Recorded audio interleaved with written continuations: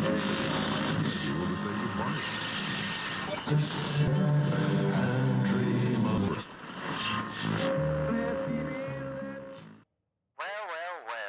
here we are again, darlings. The radio hums, the night listens, and we return not to the shadows of fiction, but to the cold, unrelenting horrors of reality.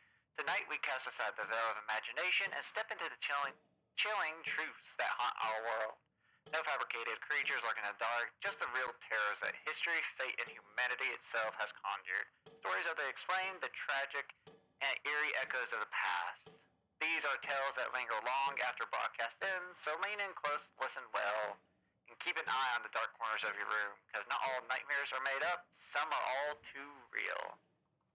Now, we have a few stories tonight. Look, we have enough to go on for quite a bit tonight.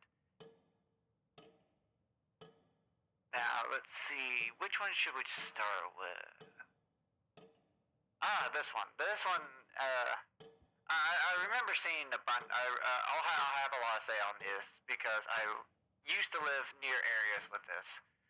The title is called "The Thing in the Cornfield," again from an anonymous source.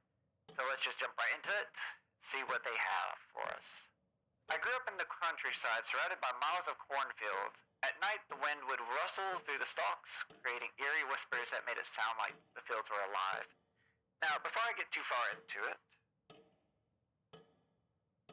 and though cornfields are one of the few things that really freak me out, and it was from an old movie that got me kind of freaked out by, and I think a few of you might know the movie I'm talking about. If not, I guess I'll leave it to your imagination. But cornfields just creep me out, just because of how vast they are, and it feels like they're endless, especially at night. It just makes it creepy. One summer, my friend Jake and I dared each other to walk out into the field after dark. The goal was simple: walk 50 steps in, stand still for 5 minutes, then walk back out. Easy, right? We each had a flashlight, but the deeper we went, the more the cornstalks seemed to close around us. The air smelled stale, like damp earth and something rotten. We reached 50 steps, turned off our lights, and waited. First and foremost, before I turn off your lights, even I wouldn't be that dumb. That's creepy. That's creepy all on its own. Alright, anyways. Then we heard it. Footsteps. Not ours, not the wind. Something else. At first we thought it was an animal, maybe a deer. But the footsteps were too slow, too deliberate. Like someone was sneaking up on us. Jake whispered, "Turn your light back on." I clicked my flashlight, and that's when we saw it. A tall, thin figure just standing a few rows ahead. Its body was black, blending into the night, but its eyes, huge, glowing white orbs, stared right at us. Then it moved. Again, why do all of that? First and foremost, turning your light off is one thing that's going to get you into stuff like this. Not like a person, not like anything I've ever seen. It twitched forward in jerky, unnatural steps, covering way too much distance in seconds. We ran. Okay, unnatural steps, covering way too much distance. I'd probably be running on air. If I was in that situation, I'd be running on air just to get as far away as possible. But that seems so unnatural. We didn't stop until we were back on the porch, grasping for air. When we looked back, the cornfield was still swaying gently in the breeze. No sign of anything. But as we turned to go inside, we heard it again. From the field, soft, slow footsteps coming closer. We never went back in. And that's the end of that story.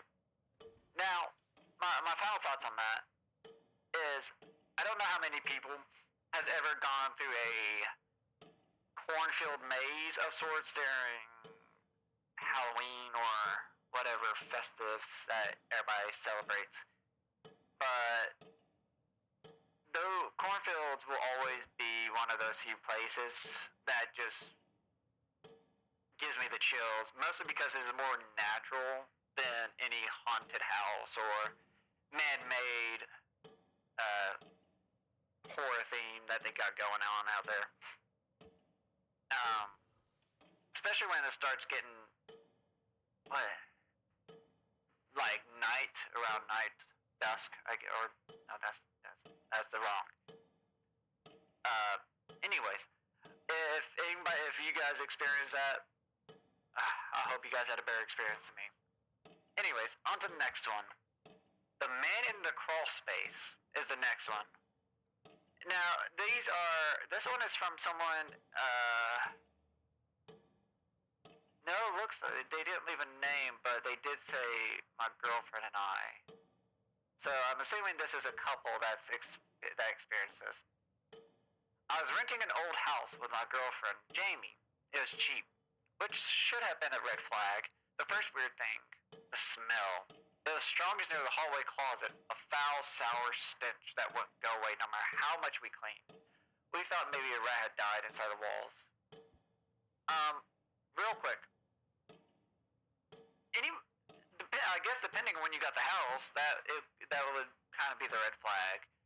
But I'm assuming with this being new, yeah, a cheap house, an old house for that matter. Yeah, that is a red flag. I don't know why you think that was not a red flag. And the smell, old house. You'd think there'd be some skeletons hidden in the closet somewhere in the walls. Anyways, then we heard scratching late at night coming from inside the closet. One night, Jamie woke me up. Did you hear that? I listened. Thump, thump. A so rhythmic sound from inside the walls. I finally got a crowbar and pried open the crawl space panel inside the closet. Okay, in what world, who adds a panel inside, or a crawl space panel inside a closet, for one? Wouldn't you want that more out to the open? Or two, unless if that house had to do something with a couple decades back, that probably makes more sense if that is the case, but still, maybe you want to, not have that as a thing still. The second I did, the smell hit me full force. Rotten, putrid, like something had been festering for weeks. I pointed my flashlight inside, and I saw him, a man, naked, filthy, his skin was grayish, his limbs too thin, his eyes too wide. He smiled at me, and then he started crawling toward me. I slammed the panel shut and nailed it closed. We left that night, never went back. The landlord didn't seem surprised when we broke the lease. I still wonder how long he'd been watching us. First off, I'm glad you guys left. Two, why did the landlord not seem surprised? That's way too just creepy. I don't know if there's grounds on, throwing some paperwork at that landlord for selling me a house or leasing a house to my girl and I, but that seems like grounds on some trouble. Alright, we will do one more small one. And this one I actually wanted to do. So it was a very small one that it was a camping trip that they did. It was a short one before we go on our break for tonight. And this one is very fitting, so of course I had to choose this one. The radio in the woods. Now you can see why I choose this one. My friends and I went camping last summer. We brought an old radio with us, just for fun. Around midnight we heard voices. Not from the radio, from the woods. The same song played over and over. Static, then a whisper. You're not alone. We packed up and left. Later I checked the radio. It wasn't plugged in, and the batteries were missing.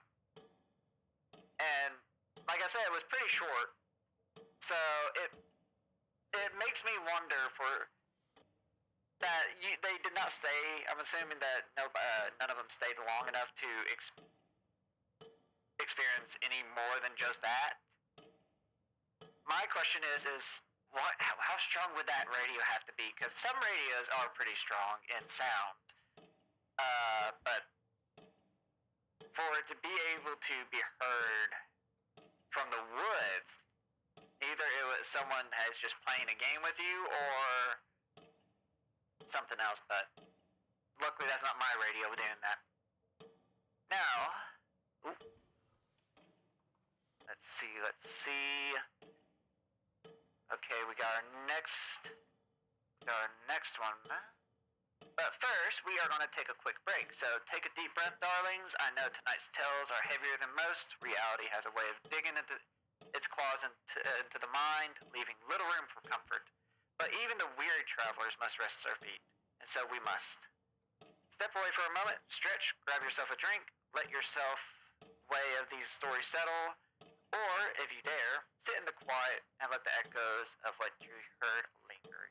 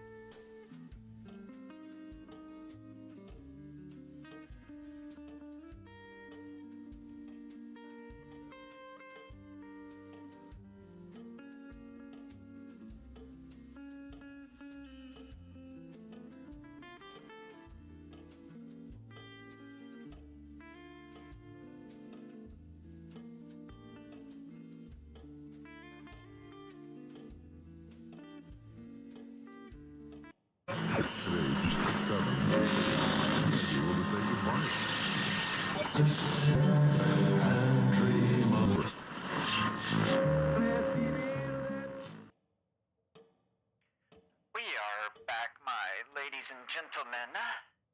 And let's see, now that you guys should have gotten some quick breaks, you got a little stretching out, we can get back into our horrors for tonight. Let's see, going back to making sure I don't go over the same ones again. Okay, here we are. This is where we last left off. Now, before I read this one, it's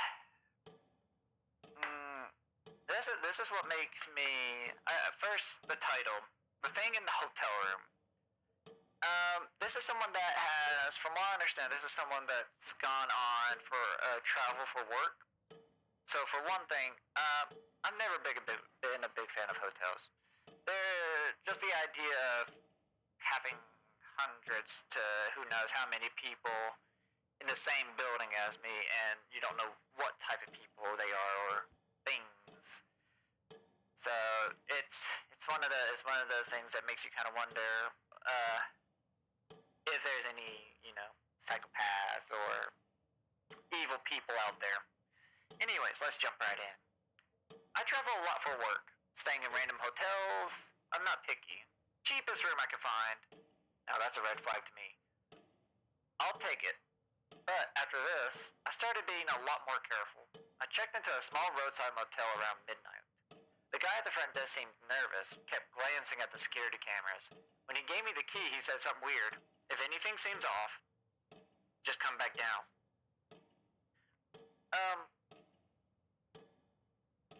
That would probably make me just leave. Me personally, that would just make me just leave the motel. You can't just tell me if anything seems off, just come back down. No, I'm walking out. And you're gonna refund me my money. I shrugged it off. The room was basic. A bed, tiny TV, tiny bathroom, but the closet door was open. I went to close it and froze. There was something in the back. Not closed, not storage. A hole. A black, gaping hole in the wall, surrounded by deep scratch marks, like something had been climbing out. Then I heard breathing. Slow, wet, right behind me. I ran out so fast I left my suitcase behind. The front desk guy didn't ask why I wanted a refund. He just nodded and said that room's been empty for a long time. But when I looked back at the motel as I drove off, I saw my room curtains move. Like someone was watching me leave. Now, this was one of those more shorter ones. And though it may have been very short, it's still something creepy to me. I went... one of those reasons is a motel. I don't know if any of you out there that's listening has been to a hotel before, but they are not the most pleasant. At least the ones I've either been to and or have seen. They're not really the most pleasant. Especially a roadside motel. Hotel, I think, would be a little more, acceptable. But motels, not so much. They're really not the most, clean, I think is the word I'm trying to think of. Anyways, on to the next one. Now, this one caught my fancy. It tickles my fancy, but you'll see why here. You'll hear why in here in a minute. The story's called The Static Man. I grew up in a quiet neighborhood. Normal houses, normal families, except for the house at the end of the street. It was abandoned for as long as I could remember. The windows were covered, the grass overgrown. Not one ever went in or out. Now, I'm surprised, first and foremost, I'm surprised a neighborhood would leave an abandoned house. Normally, if I recall, they usually go through either renovations or they would tear it down. So, knowing something like that still out there kind of weirds me out, especially in those type of neighborhoods. If it's the type of neighborhood I'm thinking of. But sometimes at night, I'd see him. A tall man standing in the yard, body flickering like he was made of TV static. Of course, it's TV. He never moved, just stood there, watching. One night, my friends dared me to go closer. I only made it halfway before the streetlights flickered out. Everything went dead silent. No crickets, no wind. Then right behind me, I heard a voice. You shouldn't be here. I turned around and he was right there, inches from my face. His eyes weren't eyes, just black holes swallowing all the light. I ran. The next morning, the house was gone. Not abandoned, just gone. Like it had never been there at all. But sometimes late at night, I still see static flickering at the end of the street. I would like to say they had a little too much to drink that night. A little too much. For one, that would take a lot. Hypothetically, if such a thing happened, that would take a lot, possibly for any kind of ghostly apparition to do such a thing, to manifest a house and or them alone into reality like that. So, I'll take it as is. It caught my fancy. It seemed intriguing. A little creepy, but a little too far-fetched for my taste. Okay, not a no. Ooh. Okay. It's another, it looks like this one's about a small cabin.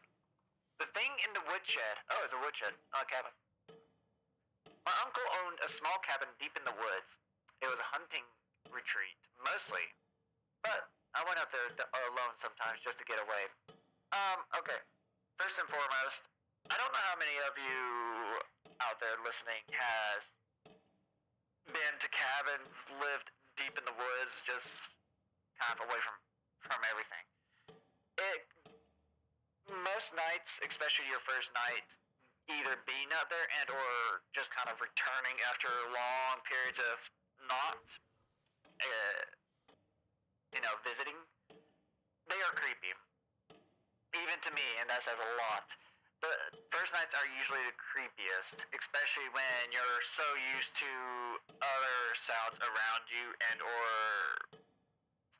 just the tech goblins, technology and whatnot. I actually have my own stories on that, which I will tell some other time.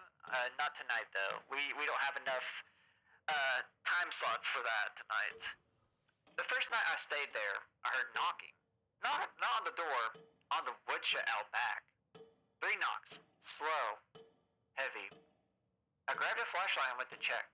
Thinking maybe an animal had gotten inside. The shed door was wide open. Inside, the walls were covered in deep, jagged claw marks, the kind that didn't look human.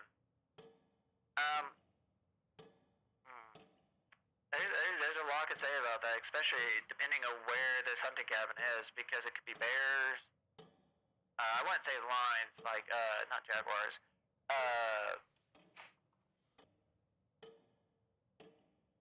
We have large cats, possibly. It could be a large cat.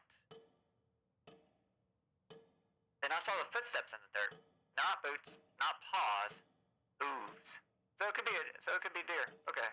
So it could be a deer or elk. Those are creepy. Those can be creepy from time to time. But not from a deer. Each one was the size of my head. Okay. Size of your head. I can't believe I have a lot to say in this one. That is one. That sounds like a moose. That sounds like a moose to me. I ran back to the cabin, locked every door, and didn't sleep. In the morning, I checked the shed again. The claw marks were gone, the footprints closer to the cabin. I never went back, but sometimes when I close my eyes at night, I hear it again. 3 slow knocks right outside my window.